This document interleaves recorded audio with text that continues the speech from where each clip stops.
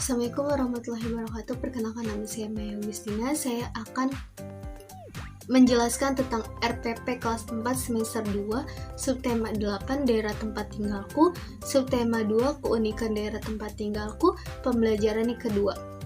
Lanjut, kita masuk ke kompetensi inti.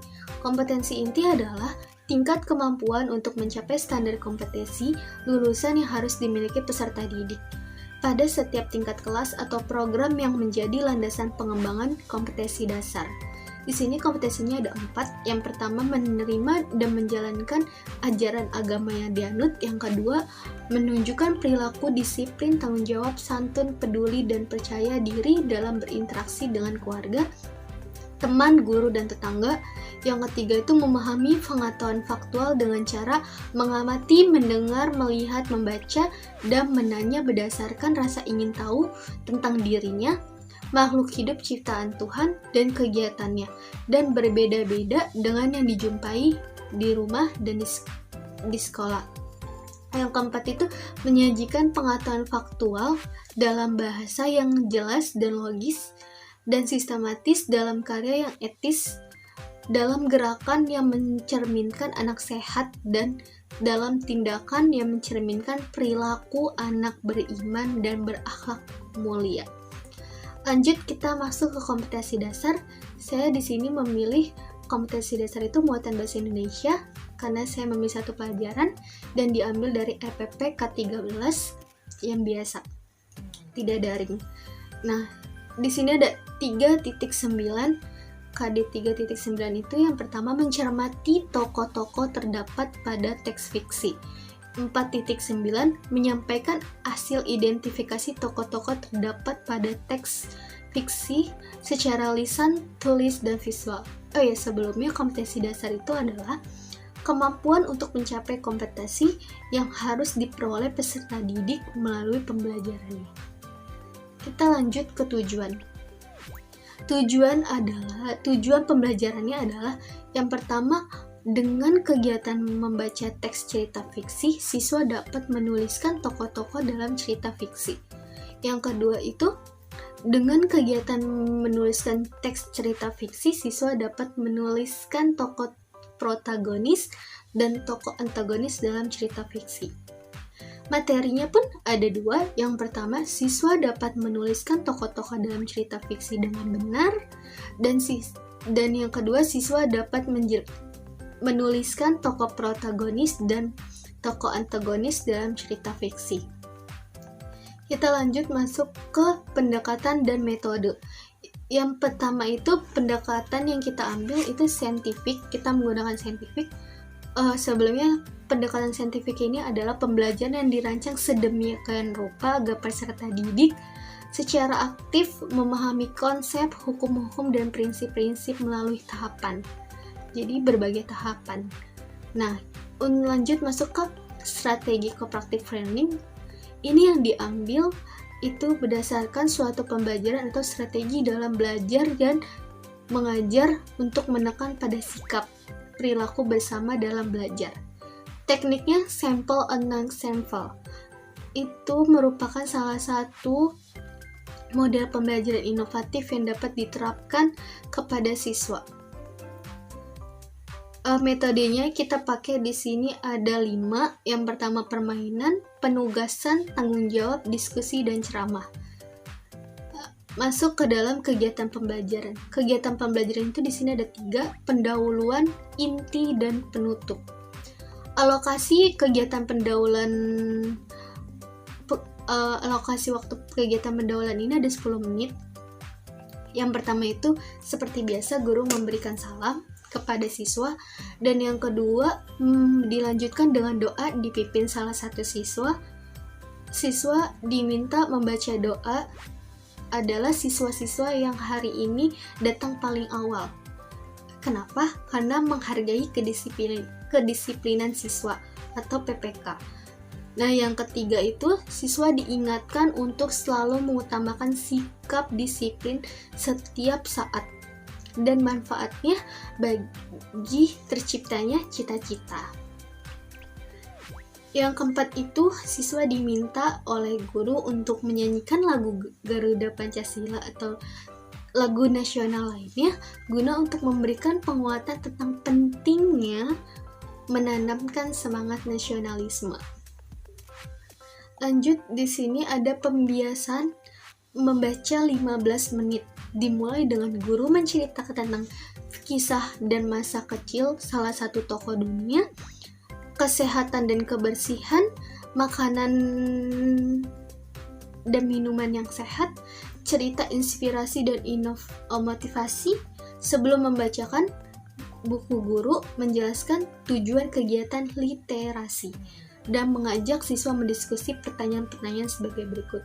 Yang pertama, apa yang tergambar pada sampul buku? Yang kedua, apa judul buku? Yang ketiga, kira-kira ini menceritakan tentang apa? Dan yang keempat, pernahkah kamu membaca judul buku seperti ini? Maka kegiatan selanjutnya melakukan komunikasi tentang kehadiran siswa. Jadi guru menanya, siapa yang hari ini tidak masuk karena sakit, siapa yang hari ini datang terlambat, dan siapa datang yang paling awal. Seperti itu. Yang ketujuh, guru menstimulasi ide gagasan atau motivasi siswa dengan pertanyaan yang ada di buku siswa. Yang kedelapan, guru meminta siswa untuk mengungkapkan pendapatnya secara percaya diri.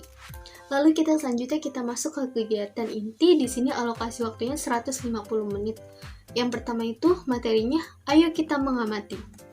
Siswa membaca narasi pada buku siswa.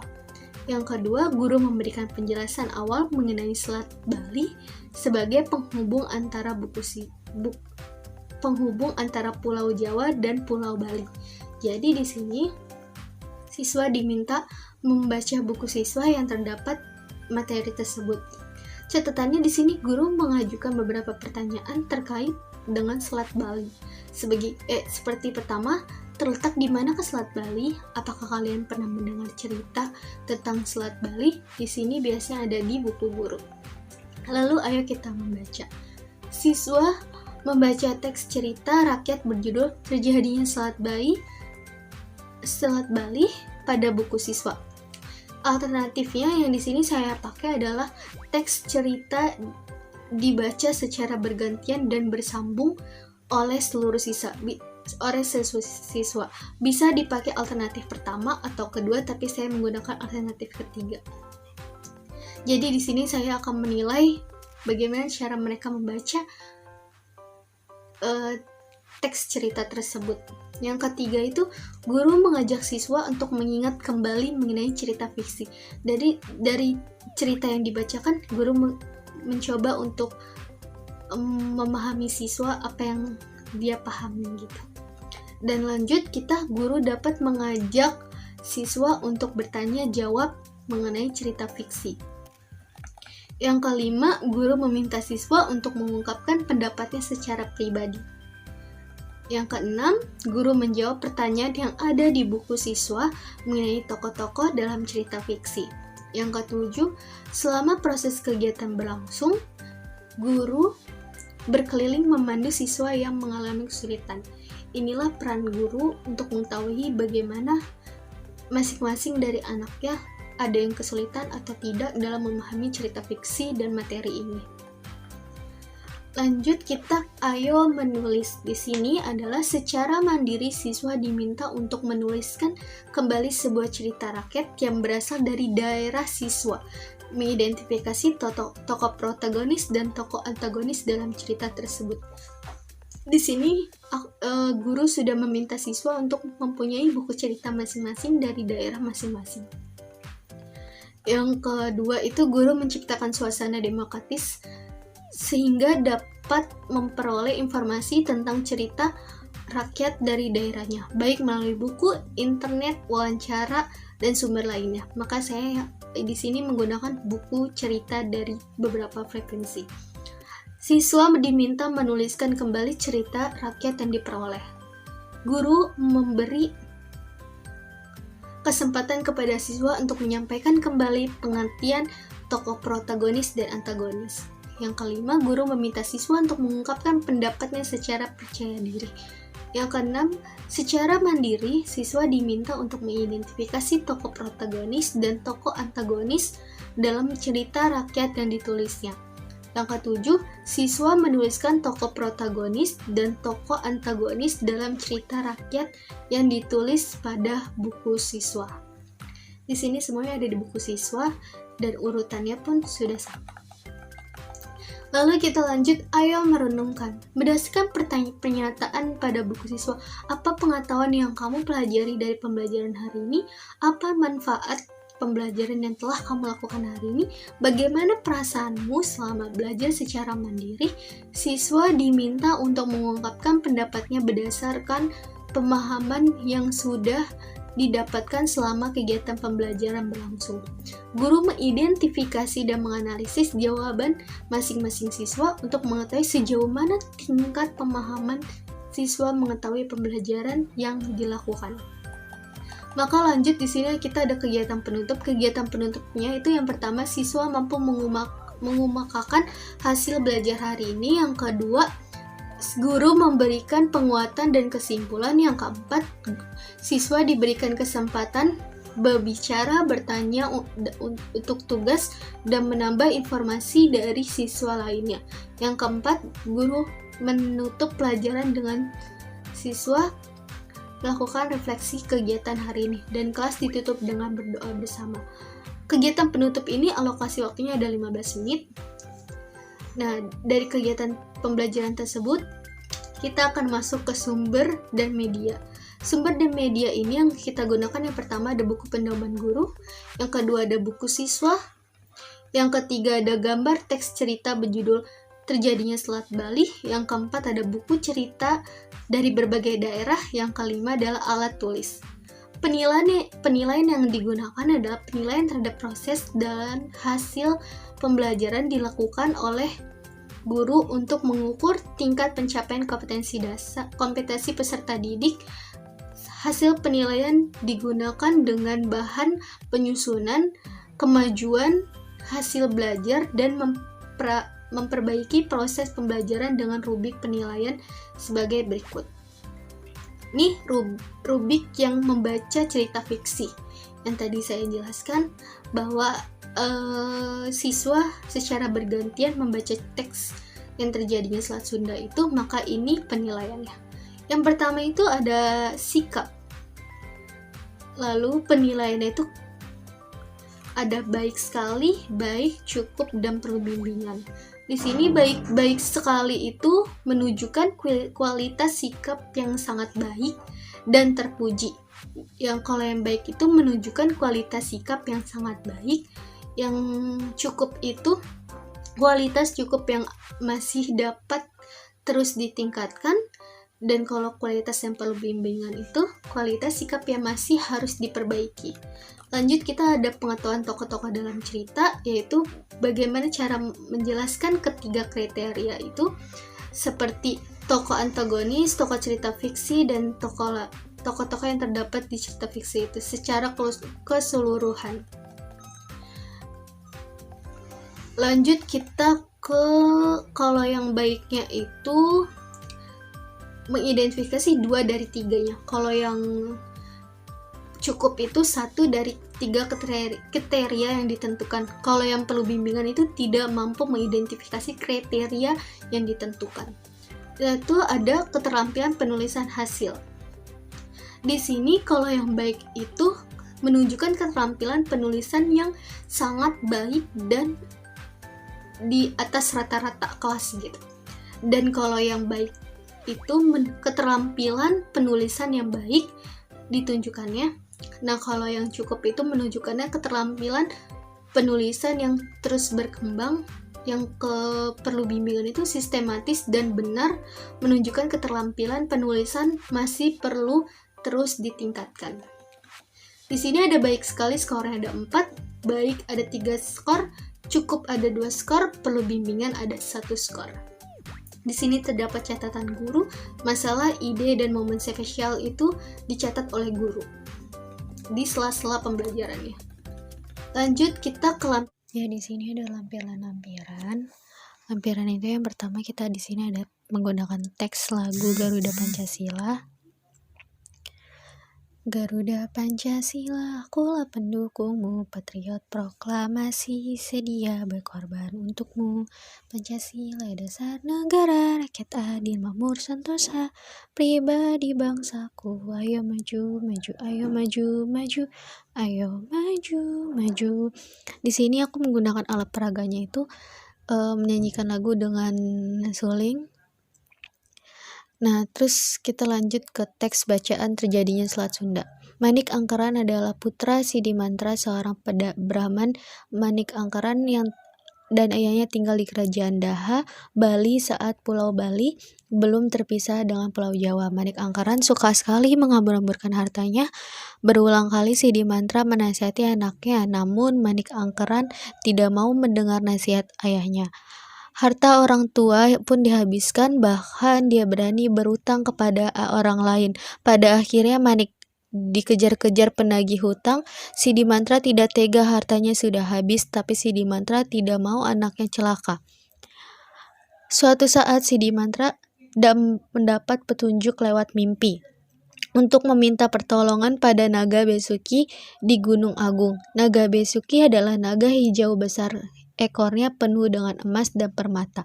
Sidimantra segera untuk menemui Naga Besuki di Gunung Agung. Sidimantra menjelaskan maksud kedatangannya kepada Naga Besuki. Sidimantra meminta sedikit harta untuk membayar hutang-hutang Manik Angkeran. Naga Besuki bersedia untuk membagi sebagian hartanya. Naga Besuki mulai menggoyang-goyangkan ekornya seketika. Beberapa emas dan permata pun rontok. Sayangnya harta yang didapat ayahnya kembali digunakan Manik Angkeran untuk berfoya-foya. Manik Angkeran yang kehabisan hartanya mencari tahu tempat ayahnya. Mendapat harta seseorang memberitahunya bahwa Sidimantra memperoleh harta dari Naga Besuki. Manik Angkeran segera menemui Naga Besuki. Sudilah kiranya engkau bagi sedikit hartamu untuk membayar hutang-hutangku. Aku sudah memberi ayahmu Sidimantra emas dan permata, apakah masih kurang? Aku mohon beri aku sedikit hartamu, Naga Besuki dengan murah hati. Baiklah, aku akan mengabulkan permintaanmu asalkan kau berjanji tidak akan berfoya-foya lagi. Naga Besuki akhirnya luluh.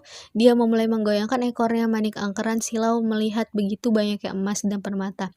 Ia menempel ekor di Naga Besuki dan segera memotong ekor Naga Besuki dengan pedang. Namun Naga Besuki berhasil menghindar. Dia segera menyemburkan api dari mulutnya sehingga Manik Angkeran terbakar menjadi abu. Sidimantra yang melihat kejadian itu segera memohon kepada Naga Besuki untuk menghidupkan kembali Manik Angkeran. Wahai Naga Besuki, sudikah kau menghidupkan kembali anakku Manik Angkeran? Beri aku sedikit kesempatan untuk memperbaiki. Aku akan menghidupkan Manik Angkeran lagi, tapi dengan satu syarat. Manik Angkeran tidak boleh bersamamu. Dia terus tinggal bersamaku, menjadi muridku. Aku akan mengajarkan menjadi orang yang baik dan berilmu. Baiklah Naga Besuki, aku akan serahkan kepadamu untuk dididik menjadi anak yang baik. Akhirnya Manik Angkeran hidup kembali. Sidimantra segera mengeluarkan tongkat dan membuat garis pemisah dirinya dan anaknya. Garis itu mengeluarkan air yang deras dan memisahkan Gunung Agung dengan sekitarnya. Sampai sekarang garis itu dikenal dengan Selat Bali yang memisahkan Pulau Jawa dengan Pulau Bali. Di sini alat peraga yang digunakan membaca dongeng itu gambar-gambar dari tokoh dan alat yang digunakan pada teks cerita ini, seperti ada tokoh Sidimantra, Manik Angkeran, terus di sini ada lonceng dan ada naga. Di sini kita potong dan kita kasih sedikit kayu untuk bisa berdiri tegak. Ini alat peraga yang kita gunakan untuk membaca dongeng. Penilaian sikapnya di sini ada percaya diri, disiplin, bekerja sama. Di sini BT itu belum terlihat, MT itu mulai terlihat, MB itu mulai berkembang, SM itu sudah membudidaya. Soal dan jawaban ini ada di buku siswa. Siswa menjawab pertanyaan yang ada di buku siswa mengenai tokoh-tokoh dalam cerita fiksi. Yang pertama, sebutkan tokoh-tokoh yang terdapat dalam cerita judul Terjadinya Selat Sunda. Itu tokoh-tokohnya itu terdapat berjudul Terjadinya Selat Sunda dan Manik Angkaran Sidi Mantra dan Naga Besuki. Selanjutnya itu tokoh antagonisnya adalah itu yang bersifat baik dan antagonisnya tidak bersifat tidak baik atau seperti jahat. Tokoh antagonis dalam cerita Manik Angkaran ini Selat Bali ini adalah Manik Angkaran, dan tokoh protagonis yang terdapat dalam cerita yang berjudul Selat Bali ini Sidi Mantra dan Naga Besuki. Lalu yang B ini kita juga ada di buku siswa, yaitu menceritakan kembali cerita-cerita rakyat. Jawabannya sangat bervariasi. Nah, di sini ada latihan soal-soal. Yang pertama, buku yang berisi kisaran atau cerita yang dibuat berdasarkan khayalan atau imajinasi pengarang. Pernyataan tersebut merupakan pengertian dari A. buku, B. buku fiksi, C. buku non-fiksi, atau D. buku pengayaan. Yang kedua itu ada buku non-fiksi dibuat berdasarkan realita, hal-hal yang benar-benar terjadi dalam kehidupan sehari-hari. Itu seperti ada opini, pendapat, pandangan seseorang, atau fakta. Salah satu buku non-fiksi itu ada A. biografi, B. cerpen, C. novel, D. puisi. Ada yang nomor 4, ada banyak jenis buku di Indonesia, mulai dari buku fiksi untuk yang menghibur hingga buku non-fiksi yang memberikan bagi para pembacanya. Itu yang pertama pengetahuan, yang B itu nilai kehidupan, yang C itu pelajaran hidup, D motivasi. Terus lanjut ada setiap pembaca diberi kebebasan untuk menikmati setiap karya, baik buku fiksi maupun non-fiksi, disesuaikan dengan A. hobi dan kebutuhan, B. kebutuhan, C. hobi, D. peluang. Selanjutnya itu ada buku non-fiksi lebih populer di kalangan pembaca yang tidak terlalu hobi membaca, karena mereka membeli buku-buku tersebut terdesak. A. minat baca, B. kebutuhan pengetahuan, C. keinginan, D. kemampuan untuk membaca. Yang itu selanjutnya ada berikut ini termasuk jenis-jenis cerita fiksi, kecuali A. buku motivasi, B. novel, C. cerpen, D. drama. Baik buku fiksi maupun non-fiksi memiliki tujuan sendiri untuk disampaikan kepada pembacanya, seperti saat membaca buku budidaya yang akan memberikan keterampilan khusus kepada masyarakat, B. pembaca, C. pendengar, D. penulis. Yaitu selanjutnya adalah kegiatan mengkaji struktur dari bahasa teks mendalam. Pernyataan tersebut merupakan definisi. A. membaca, B. mengabstraksi, C. menganalisis, D. menelaah. Selanjutnya itu ada perhatikan biografi. Di sini ada biografi Raden Ajeng Ade Kartini, itu kutipan biografi R.A. Kartini tersebut termasuk bagian A. orientasi, B. permasalahan, C. puncak konflik. Nah, selanjutnya di sini kita ada kunci jawabannya dari 1 sampai 10. Demikian RPP yang telah saya sampaikan, kurang lebihnya mohon maaf. Assalamualaikum warahmatullahi wabarakatuh. Terima kasih.